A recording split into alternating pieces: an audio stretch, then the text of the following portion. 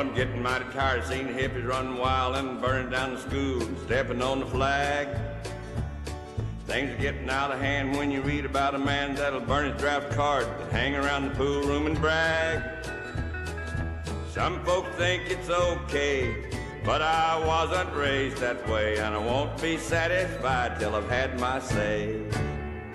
It's America, you got no right to deceive it. It's the best there is.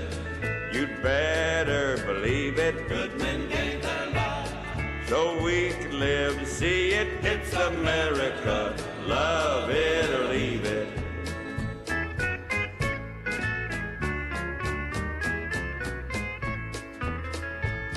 Things are going mighty wrong when respect for law is gone, and it seems that everybody hates a uniform.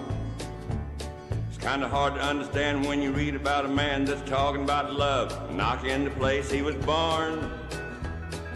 If things don't go their way, they can always move away. That's what democracy means anyway. It's America, you got no right to deceive it. It's the best there is. And you better believe it. Good men gave their lives so we could live to see it. It's America, love it or leave it. It's America,